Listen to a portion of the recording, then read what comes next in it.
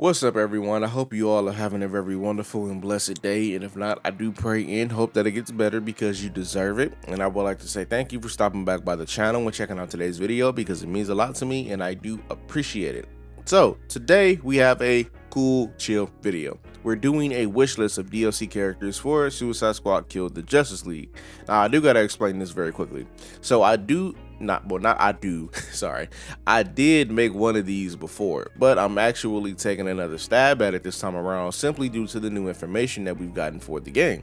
But for those of you who don't know, I'll break it down to you. So Rocksteady has stated that they will support the game post-launch with new missions, new weapons, more story content, and most importantly, more characters. Now, the game is a looter shooter, right? It's a third person, looter shooter, live service type of games. You have ranged weapons, melee weapons, throwable grenades and whatnot, and then it comes down to the characters and their special abilities and how they play and everything else that makes them unique outside of the gunplay. But the gunplay will be the primary factor here.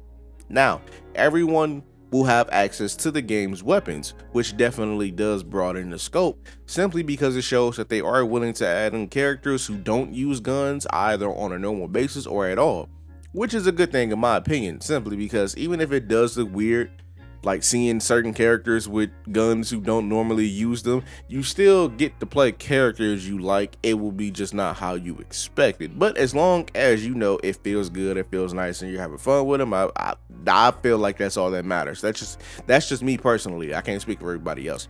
Plus, it's not like guns is, again, the end all be all. They still have their special abilities to work with, as we can clearly see here in the gameplay, that kind of help separate these characters from feeling the same as some people will kind of say with the traversal, which I do understand. But when it comes down to these characters and their special abilities and everything else that they have in their kit that no one else can use, that definitely helps with the uniqueness. That still works. So with that being said, the first character that I actually have here on my list would be my number one draft pick, Caitlin Snow, aka Killer Frost, the most recent incarnation of Killer Frost, because there has been a couple of people who have had the title before her. Now, Killer Frost can actually fit in here in a story sense better than some other people. In the comics, she did start out as a villain she started out as a villain and eventually ended up joining, not by choice, the Suicide Squad. But after taking down Eclipso and saving not only the Suicide Squad and the Justice League, but the entire planet as well, Superman and Batman invited her to join the Justice League. Now, her powers are definitely cryo-based, as you would expect, but she's also a bit different from the other women who have had the title before her. So Frost is a heat vampire, right? In the sense of, in order to stay alive, she has to absorb heat on a regular basis. A heat vampire. She almost killed Superman by absorbing a majority of the heat from his body and then used that massive power up that, she got to take down the League all at once, which let Amanda Waller capture them and then basically force the Justice League into the Suicide Squad for like a few issues. It was pretty fun. Now, sliding around on ice around the city would be incredibly dope. It's giving me Iceman vibes from some of the past X-Men games that we had. Having her deal increased status damage when she's using the ice status on a weapon would make sense. Giving her an ability to actually just, shoot ice spikes or make ice weapons all day if you don't really want to give her guns seems fair for who she is. I very much just hope we get her. She is my number one pick. I don't know if any devs are watching this, but if you are, yeah, pieces on me if she gets added into the game. Y'all can hold me to that. Now, next up, right, we're gonna have Polka-Dot Man. Now, Polka-Dot Man was most recently seen in the Suicide Squad movie, the second one, the one that James Gunn directed. But funny thing is, and a lot of people don't actually know this, his actual character was never a part of the squad in the comics. He's a Batman villain, yes, but he was never a part of the squad. His powers in the movie weren't even the same. Now, in the movie, he was a metahuman, and his powers were like a skin condition where he would constantly produce them over time. And the dots would eat him from the inside out, therefore killing him if he didn't release them at least twice a day, with the only tech on him being his gauntlets, which lets him use the dots in a different manner, because if he doesn't use the gauntlets to shoot them out, he has to throw them up. That's the only way he can let them out. Now in the comics though, right, his dots are just a part of a very high-tech suit, which, definitely did come with various different features, like a flying buzzsaw, a glider, a bubble he could actually fly in, dots he could use to teleport with. He would be a very fun character to use, to have in game, simply just because of how unique he would be outside of the gunplay. Plus, he does exist in this universe already, as has been confirmed in the recent trailers for Suicide Squad, as we saw items belonging to people like him and Man-Bat and Dr. Poison and more. It's just, Polka-Dot Man actually would be, you see, I like Killer Frost is my favorite person on this list, right? She's become a favorite person of my character in general. I think ever since, what movie was it? I can't remember if it was Assault on Arkham or if it was Hell to Pay. It was one of those movies where she ended up becoming my favorite character. If it wasn't for her, Polka-Dot Man would be first on my list, simply just because of the possibilities of what he can do in this damn game.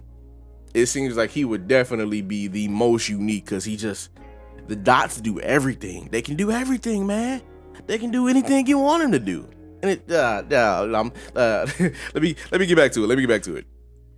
Next up, we have the right hand, the second in command of Rick Flag himself, Katana. Now, this is a character who has strong ties to the squad over many different incarnations, right? Katana would be a character who would maybe have as much time and effort put into her melee more than other characters, just simply due to, who she is. Now, armed with the Soul Taker sword, I myself could see this being worked into an important gameplay mechanic for her. Like, for example, so the Soul Taker sword captures the soul of whoever it kills. Now, you can also communicate with those souls somewhat, but that part's not important. It captures the soul of whoever it kills. Now, the more souls that you use to feed the sword, right? Once you reach like a certain amount, you fill a meter, you do whatever it is you need to do, you could end up getting various buffs like reduced damage, a movement boost, reload speed, increased melee damage, whatever it is you can think of that sounds reasonable, right? Katana to me makes sense in the realm of, I can easily see Waller sending her in to assist the squad if backup was needed in the form of DLC.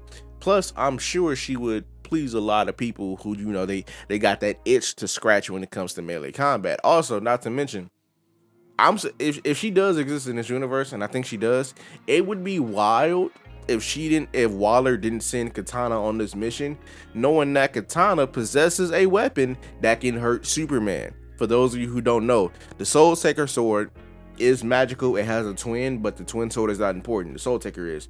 The Soul Taker sword is magic, and it's strong enough to pierce Kryptonians.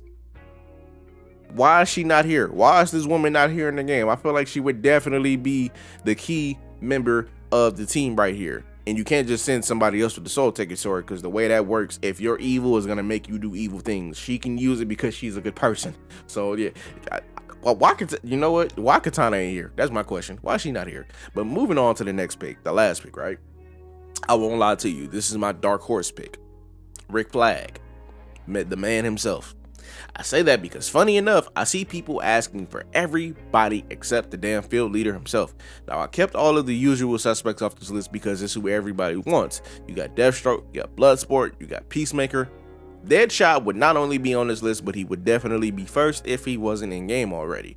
Rick is a very complicated character, right? He doesn't truly like the squad because, they are horrible people. Some of them have gotten better, but they are still horrible people, but they're his people. He's willing to take a bullet if it means the team gets back home safe.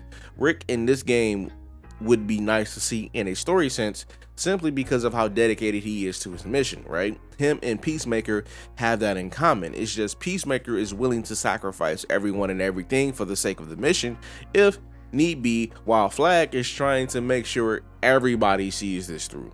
There's a reason why he's the best field leader out of everybody who's ever had that role in the squad. Right? Seeing that dynamic play out on a mission to kill a Justice League that have gone way off the reserve, where you can't really get a mission more suicidal than that. Now, he doesn't really have any powers. He's just trained really well, but that hasn't stopped him before. And I don't know how they would design his gameplay, but it would be cool to see him in game if if that could happen, right? If it could happen. Now, some other people that I do want to mention, but I don't have an explanation for them, simply because they were either lower on my list or it would just be cool in general to see them pop up in game as playable and this and that or whatever it may be, are Enchantress. You got Match and Zod. Match is a clone of a Bizarro clone of Superboy that's on Prime. It's a whole thing, but he's a clone of Superboy. But they are both Kryptonians. You got El Diablo. We got Talon, Killer Croc, and even Cheetah, who would, definitely be cool movement wise, right? But with all of that being said, I think that's gonna bring us to the end of this revamped wish list for DLC. Hopefully you guys enjoyed it. If you didn't, let me know down in the comments below what it is you would like to see me improve on, because this is all a learning process. If you did enjoy it though, let me know down in the comments below how you feel. Let me know who you guys would want to see show up in the game as DLC characters, and remember to like, share, and subscribe, and smack that notifications bell so you'll never miss out on any of my Suicide Squad related videos. And I will catch y'all in the moonlight. Peace.